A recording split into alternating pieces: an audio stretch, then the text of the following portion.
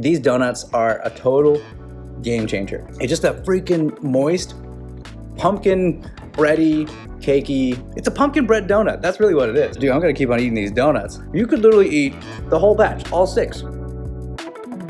Because they called it a pumpkin spice cake donut or something like that, I'm gonna have to rate it 6 out of 10 maybe. I want more of that pow, pumpkin spice, something fall flavors just right in your face. When I make my anabolic donut, that's what I'm gonna do.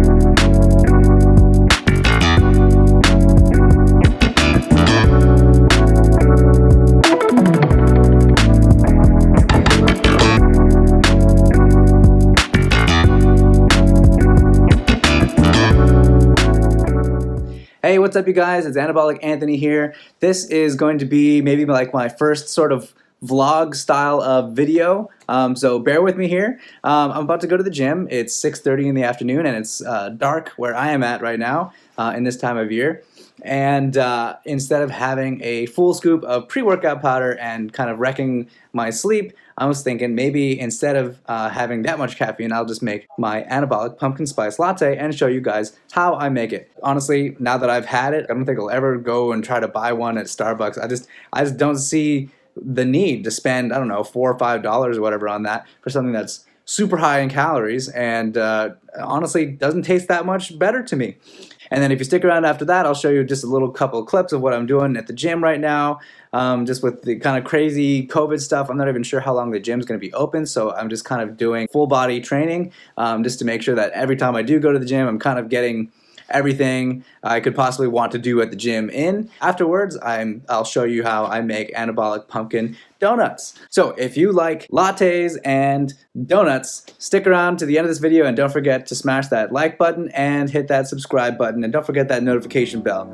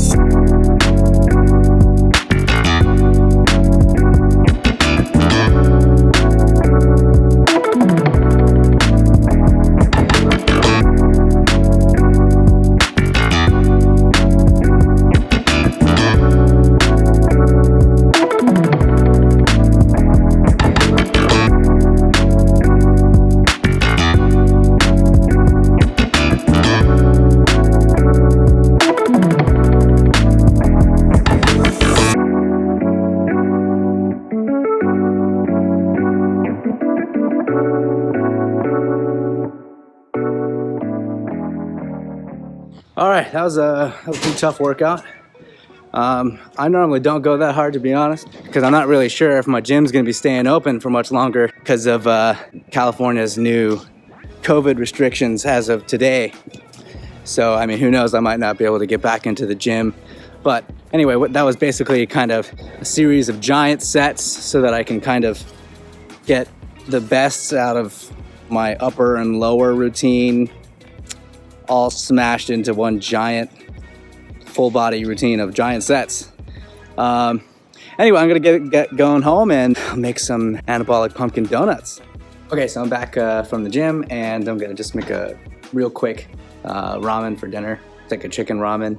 I have this Costco chicken that I just kind of boiled into stock and just kind of pick apart the meat, heat it up. It's not really ramen, but you know, I try to make it as close to ramen as possible by adding like a little soy sauce and sometimes miso or whatever. But I'm gonna keep this simple. I'm just gonna throw in the stock, warm it up, add a little bit of soy sauce, MSG, and top it off with some chicken. And then I have some noodles already pre-boiled right here, and then I'm just gonna eat that real quick, take a shower, and then I'll get on to making these donuts. I put a whole chicken breast on in my bowl with some noodles and just a little bit of nori seaweed.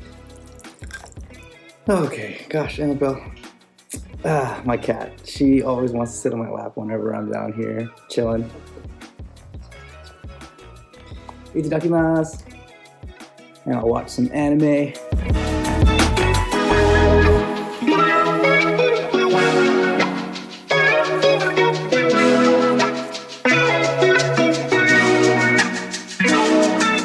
Okay, so here we have it. These are all of the ingredients that you need to make anabolic pumpkin donuts. And what I'm going to tell you for the instructions is going to be scaled for a half a dozen donuts. I'm going to actually be making 2 dozen just so I can have extras for honestly probably only the next couple of days because I eat these like crazy. But yeah, you can meal prep these and you can store them in the refrigerator and they taste great, you know, the next day. First, preheating the oven at 350 degrees Fahrenheit.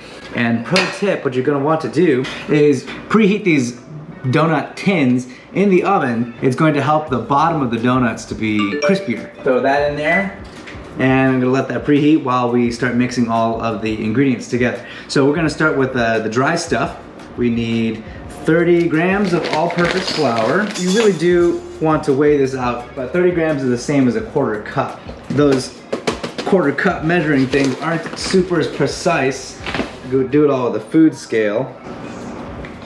So I like to use a whey casein blend. I think PE Science has like the best. The reason why I like to use it for baking is that I find that it mimics flour better than just whey protein. If you use whey protein, it'll still taste good. Just know that in other baking creations, if you don't have something to keep things moist, like with pumpkin, then the whey protein tends to dehydrate and dry really quickly and turn into this kind of really rubbery texture when you bake.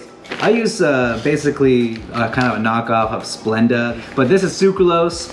If you don't like using a fake sugar, you can use like a natural sweetener that has 0 calories like stevia or monk fruit, or you could just use real sugar. Just know that those will have more calories, and my goal here is to just try to keep this tasting good with low calories and high protein. So anyway, I think that sucralose has the best taste. I have no problems with using it, you know, other than the fact that I have 6 toes now. So anyway, I use 3 tablespoons. The weight is going to vary depending on what sweetener you use. Baking powder, and we're going to do 1 teaspoon or 5 grams. And once we have all the dry together, we're going to mix it up, make sure that it's all homogeneous. Once all the wet dry stuff is homogeneous and mixed together, create sort of a well in the center of the bowl so you can have this little pit to capture all of the liquids in, and then that'll help with stirring the wet together with the dry. So next what we're going to want is some unsweetened applesauce. We're going to want 15 grams of it, which is about a tablespoon. 120 grams of pumpkin puree, that's about a half cup. You're gonna want to have 100% pure pumpkin, no sugar added. I find that the Libby's brand is pretty good. It tastes good to me, so that's what I use, and you can get it on Amazon. Oh, I forgot to mention, one of the dry ingredients that you're gonna want to add is pumpkin pie spice. You should add maybe 2 or 3 Spanx 92 grams of egg whites. You're gonna want 15 grams or about 1 tablespoon of almond milk. Okay, now we're gonna mix it all together. I like to use a silicone spatula because it helps me scrape the sides of the bowl to get all that protein powder mixed in. Once things start to get mostly incorporated, I'm just gonna make sure I break up all the little chunks of protein powder with a whisk. That batter tastes good. So remember, we're not really baking a normal donut or normal cake or anything like that. So the thickness of here of this batter should look about like this. It's kind of in between a dough and a cake batter. Maybe it's like a really thick waffle batter or pancake batter kind of texture. I wonder if this would make into a good pancake. I'll have to try that. But yeah, this is sort of the consistency you're going for, and you want this color, but it's fairly thick. Now we're gonna get onto the step where we pour it into our donut tray. A really helpful pro tip that bakers like to use is they will pipe it. And if you don't have a piping bag, a dedicated piping bag, you can just use a Ziploc bag, pour it all in there, and then snip a corner and use that as a piping bag. So if you put the bag in here, you can kind of fold around, and that can kind of hold the opening. It's not perfect. I should probably have still found a smaller bowl, but you get the point. I'm just gonna pour it right in.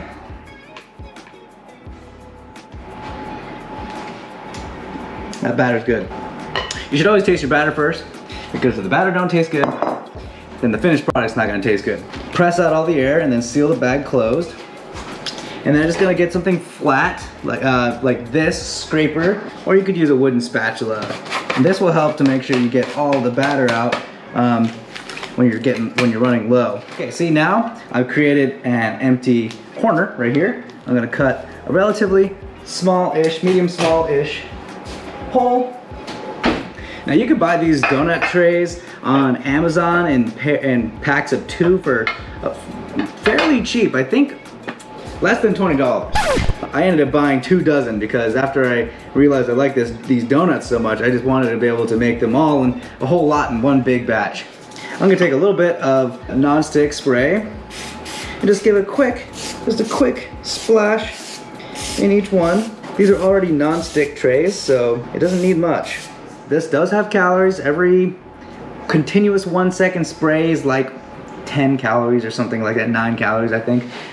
These are hot, so be careful not to touch them as you pipe into there. Start filling these up.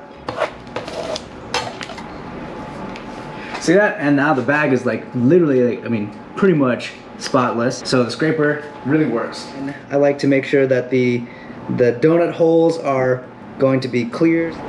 And you don't have to do this at all. If you don't care about the aesthetics, then, you could just throw them in. But I need to get a good thumbnail out of this.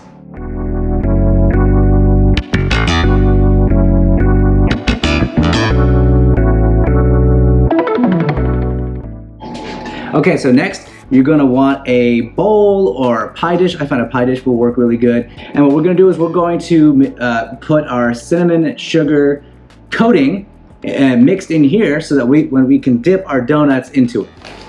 So if you're making a half a dozen, then that'll be 3 tablespoons of sweetener. I'm gonna put in a little bit of pumpkin pie spice here. I like mine to be extra cinnamony. It's got to have that kind of just enough of a hint of the cinnamon that you appreciate. If it has a little bit of a resistance to the poke and it bounces right back, then you know it's done. While it's all in the tray, I'm just gonna hit it all. Bam. Make life easier. Oh my gosh, Annabelle, no. Get out of here.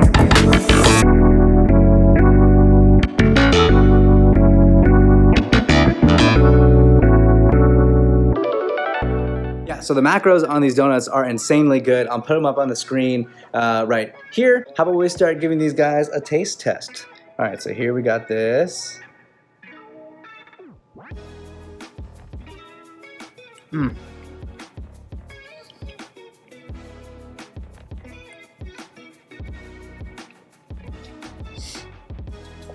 I honestly, wow, I really cannot get tired of this. Like, as best as I can show you with this camera right here, like these donuts they're moist.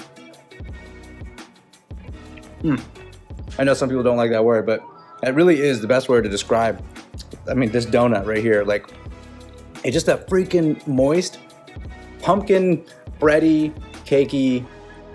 It's a pumpkin bread donut. That's really what it is.